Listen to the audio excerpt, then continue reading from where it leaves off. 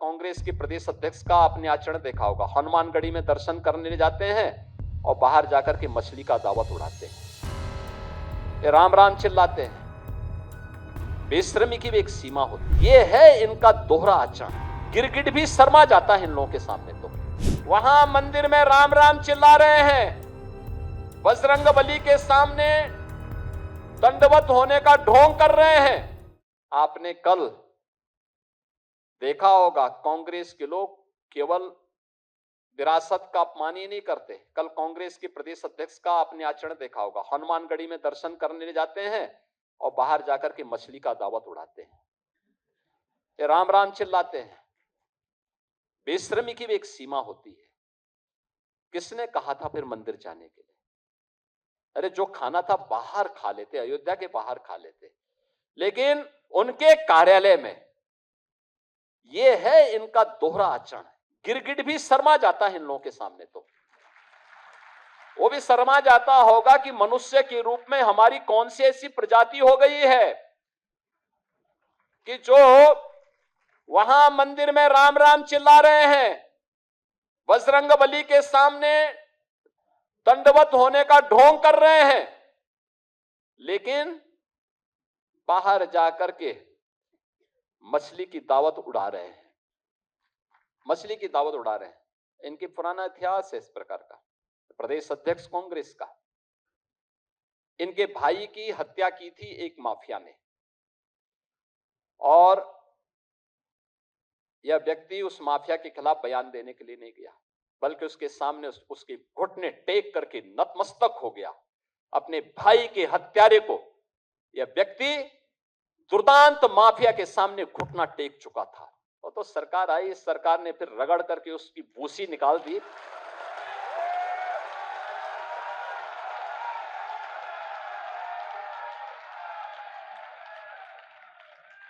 अन्यथा इन लोगों ने तो प्रदेश को माफिया प्रदेश बना दिया था, पहचान का संकट खड़ा कर दिया था।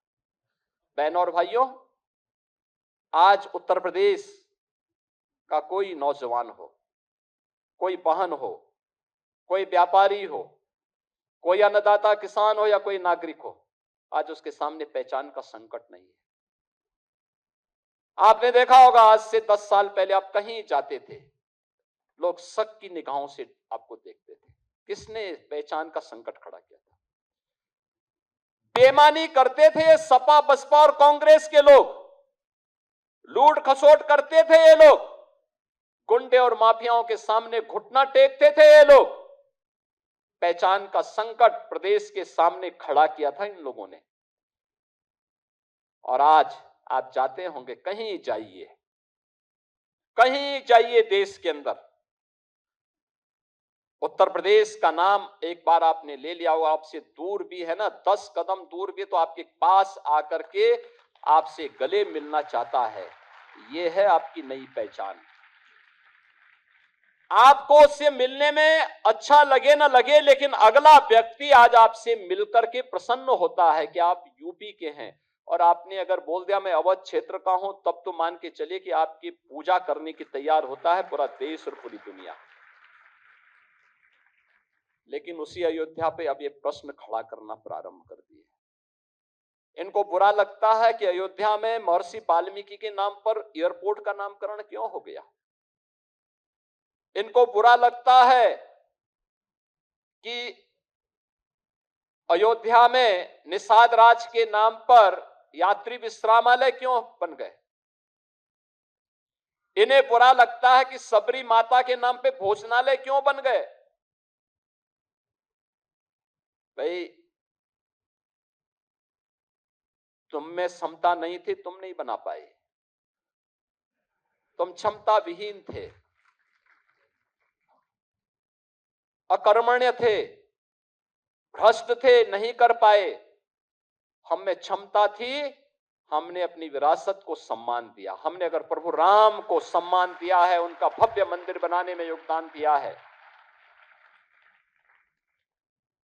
तो हमने वही सम्मान महर्षि वाल्मीकि को भी दिया है, वही सम्मान गोस्वामी तुलसीदास जी को भी दिया है, वही सम्मान हमने निषाद राज को भी दिया है, और वही सम्मान हमने वहां पे माता सबरी को भी दिया है। आपके लिए वोट बैंक हो सकता है, हमारे लिए वे पूज्य और आराध्य हैं। हमने उनकी आराधना की है। बहनों और भाइयों, उस विरासत को हमें सम्मानित करना पड़ेगा, और जब तक हम अपनी उस विरासत को सम्मान देते रहेंगे, राजनीति से ऊपर उठ करके कार्य करेंगे, तो परिणाम आएंगे। उस परिणाम को आगे ले जाने की तैयारी करने की आवश्यकता है। मैं आज के इस अवसर पर आप सबको, पूरे रायबरेली वासियों को, राणा बेनी माधव भगत सिंह जी की स्मृति में बने हुए इस सभागार के लोकार्पण के अवसर पर बधाई देता हूं। पूरा जनपद इससे लाभान्वित होगा। आपके पास एक अच्छी चीज मिली है, इसका संरक्षण भी होना चाहिए, अच्छे तरीके से संचालित हो, अच्छी व्यवस्था के साथ कार्यक्रम हो, वर्ष में यहां पर आयोजन होते रहने चाहिए। आयोजन के अवसर पर स्वाधीनता संग्राम सेनानियों को, शहीद परिवारों को बुला करके सम्मान करने की आवश्यकता है, क्योंकि जब देश का सैनिक सीमाओं पर 24 घंटे खड़ा होकर के रखवाली करता है, तब हम चैन की नींद सोते हैं। जब हमारा पुलिस का जवान पेट्रोलिंग करता है, दिन रात सर्दी गर्मी बरसात में अपनी ड्यूटी का निर्वहन करता है, तब हम चैन की नींद सोते हैं, सुरक्षित माहौल में सो पाते हैं। अन्यथा क्या स्थिति होती, हम सब इस बारे में जानते हैं। मैं इस अवसर पर आप सबको बधाई देता हूं, रायबरेली वासियों को बधाई देता हूं, स्मारक समिति को धन्यवाद देता हूं, और इस बात की अपेक्षा करता हूं कि संस्कृति विभाग इस बात को सुनिश्चित करें, सेकंड फेज के साथ राणा बेनी माधव भगत सिंह जी की प्रतिमा के साथ ही बीरापासी और उनके उन सभी सहयोगियों की प्रतिमाएं भी वहां लगती हुई दिखाई देनी चाहिए। इस विश्वास के साथ मैं राणा बेनी माधव भगत सिंह जी की इस पावन जयंती के अवसर पर उनकी स्मृति को नमन करता हूं। राणा साहब को, बीरापासी जी को, और उनके साथ उन सभी महापुरुषों को, जिन महापुरुषों ने देश के लिए अपना योगदान दिया, उन सभी स्वाधीनता संग्राम सेनानियों की स्मृति को नमन करते हुए अपनी वाणी को विराम देता हूं। धन्यवाद। जय हिंद।